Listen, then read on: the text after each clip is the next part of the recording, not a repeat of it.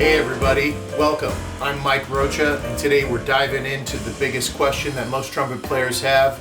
Does your trumpet actually matter? Let's find out. Now we all know that trumpeters can be pretty particular animals when it comes to their instrument. So having a horn that you feel good about is obviously extremely important. You want to feel good when you play it, you want to know that it's assisting you in the ways that you're looking to be assisted, and you want to look good playing it. So there's all those factors. But does a horn really affect what's being heard by the listener or even your bandmates really all that much? Well, the answer is kind of. Really, to understand what goes into picking and choosing a trumpet kind of revolves around you and where your skills are at currently. So if you're lacking in areas of fundamentals and sound practice, then your trumpet's going to be maybe more or less kind of not really that big of a deal. As you progress more and you gain more as a trumpet player, then you become much more specific in what you're after as a trumpet player. So let me give a couple of demonstrations of what a brand new Yamaha sounds like. This is the LA model. Thank you, Wayne Bergeron. And I've got my 1928 Con that was built in 1928. It's a very old horn. It's got some really cool engraving on it. Hasn't seen the light of day for a while. Smells kind of funny. And we'll see if a horn built nearly 100 years ago can keep pace with something brand new. So for this first example, I'll be playing on the Con, and I'm going to play a little Latin excerpt written over the changes for Groovin' High. So check this.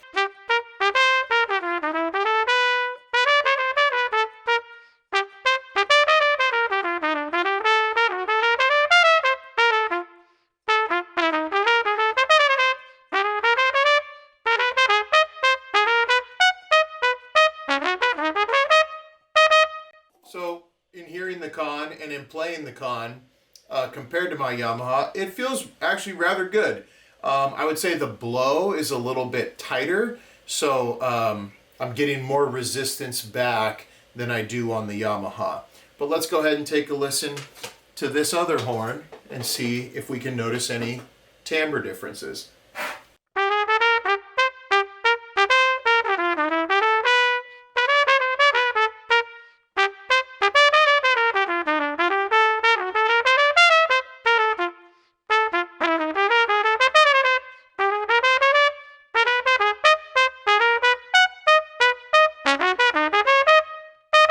So in playing this horn, obviously I feel much more at home. It's the horn that I play on almost exclusively for B-flat playing, and it feels like I've got a little more room in the slot to move around.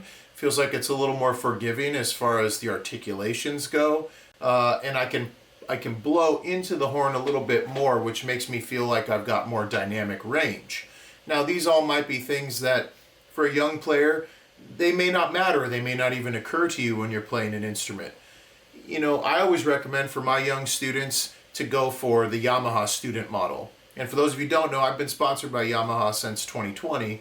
And even before I was sponsored by them, I would tell people to get a Yamaha student model because there's really nothing out there that's going to match that bang for the buck. You can still find them on eBay for like $200 or $300. They're made with quality, and they play really, really well. So, Yamaha.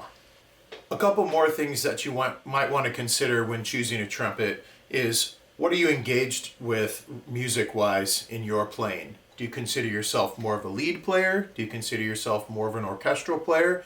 Or maybe a jazz player? Or maybe across all the genres? Well, that's going to help lead you to the right area of choosing a trumpet. So for lead players, you might want something that's got a little bit more resistance, perhaps, and maybe a smaller bell flare so that you get a more focused sound and a brighter tone assisted through your trumpet. And vice versa, if you're doing a lot of orchestral playing, you might want a horn that really lends itself to that big, broad style. So when picking a horn, what you're engaged with musically, it really does matter. You consider yourself that hot jazz soloist, well then get a horn that's going to get you that sound that really helps you show your identity in your playing. So does your trumpet really matter? in short, yes, it does matter, but the biggest factor in the equation is you, and then the mouthpiece, and then the trumpet. So let's do a couple more excerpts between these two horns so you can get a good idea of how they sound in some different genres. All right, so for this next one, I've got the con out, I busted out my Bach 1.5C, and I'm gonna play you from The Art of Phrasing, our friend in the Arbens book.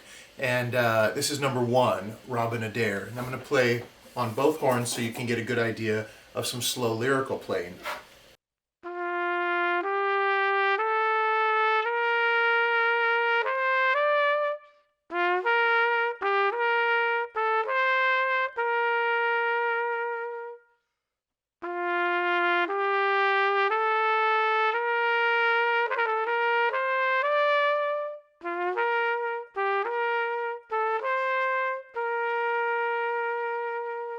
Feels pretty good, sounds pretty good.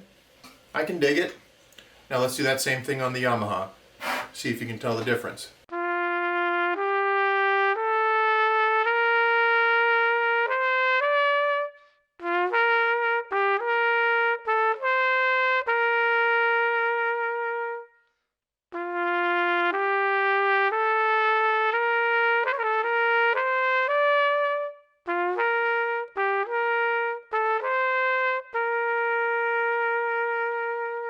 Maybe a pretty subtle difference overall, right?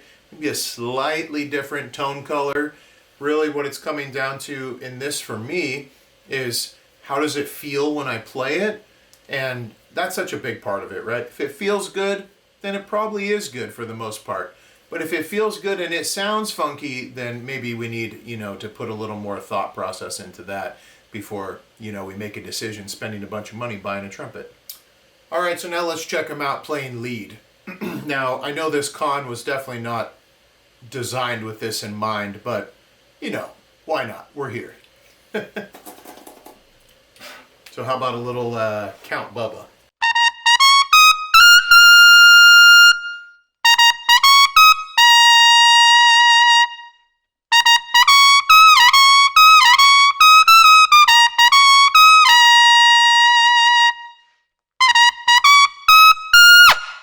Honestly, it feels pretty good. This has a smaller bell flare than my Yamaha, but I can tell when I'm playing it that I really don't feel like I'm getting as much sound out as I do on the Yamaha. But it feels really good blow-wise up there. Now let's play that same thing and see if we can hear a difference.